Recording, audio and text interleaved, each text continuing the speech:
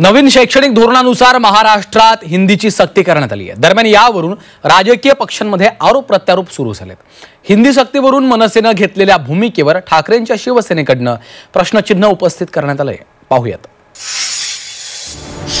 जब कोई बीजेपी का नेता आता है दूसरे दिन आपकी भूमिका बदल जाती है। जब कोई एकनाथ शिंदे वाला आदमी आता है आपकी भूमिका बदल जाती है। काही मराठी भैया आहेत, त्या मराठी भैयांनी ठरवायचं की मराठी व्हायचं का भैया व्हायचं। ज्यांना सध्या कुणाला उद्योग नाहीत ना, काम नाही ना, ते असले वाद काही ना काही घालतात। आता परत पहिलीपासून त्यांनी धडे घेतले पाहिजे। हिंदी ही राष्ट्रभाषा नाही। हिंदी नाही हिंदू आहोत, हिंदी नाही हिंदू आहोत, हिंदी नाही। हिंदी सक्तीवरून मनसेने घेतलेल्या आक्रमक भूमिकेनंतर आरोप प्रत्यारोपाच्या फैरी रंगल्या। मनसेने हिंदी सक्तीला विरोध केल्यानंतर ठाकरेंच्या शिवसेनेनं मनसेला डिवचलं। कपडे बदलतात तशी भूमिका बदलू नये असा टोला संजय राऊतांनी मनसेला लगावला। दरम्यान यानंतर संदीप देशपांडेंनीही राऊतांवर पलटवार केलाय। देखिए, आप पहले जनता को बताइए आप क्या है। आप दर दिन एक नया शगुफा छोड़ते हो, मैं ये हूँ, मैं वो हूँ, मैं हिंदी हूँ, मैं मराठी हूँ, मैं हिंदू हूँ। कितने बार आप कपड़े बदलोगे, लिबास बदलोगे? एक बार बदल दो, नहीं तो निकाल दो सब। ये जो है दो लोग फडणवीस और एकनाथ शिंदे, ये आपको नंगे कर रहे हैं धरती का। आपका कोई खुद का राय है क्या? नहीं। जब कोई बीजेपी का नेता आता है दूसरे दिन आपकी भूमिका बदल जाती है। जब कोई एकनाथ शिंदे वाला आदमी आता है आपकी भूमिका बदल जाती है। संदीप, संजय राऊतांनी असं म्हटलंय की हिंदीला वैधता नसली तरी हिंदीला राष्ट्रभाषेचा दर्जा आहे। म्हणून मी म्हटलं काही मराठी भैया आहेत, त्या मराठी भैयांनी ठरवायचं की मराठी व्हायचं का भैया व्हायचं।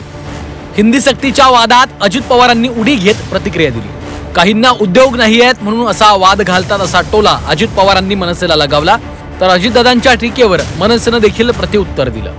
तुमच्या आमच्या कुणाच्याही घरात नवीन पिढीला महाराष्ट्रात राहायचं असेल तर त्याला मराठी आलंच पाहिजे।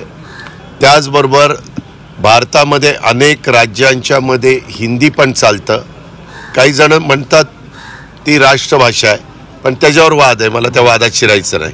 हे बाकीच्यांना सध्या कुणाला उद्योग नाहीत ना, काम नाही ना, ते असले वाद काही ना काही घालतात आणि त्याच्यातच ते वेळ घालवतात। जर अजित पवार साहेबांना वाटत असेल की राष्ट्रभाषा हिंदी आहे तर मला असं वाटतं परत पहिलीपासून त्यांनी धडे घेतले पाहिजे किंवा त्यांना शाळेत पुन्हा पाठवलं पाहिजे।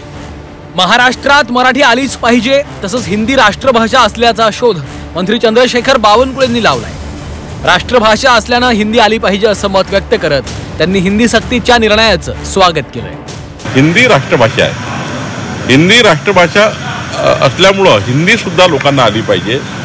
मराठी तर आपली प्रायोरिटी असलीच पाहिजे, ती आमची सर्वांची प्रायोरिटी आहे, कारण ती आपली मातृभाषा आहे।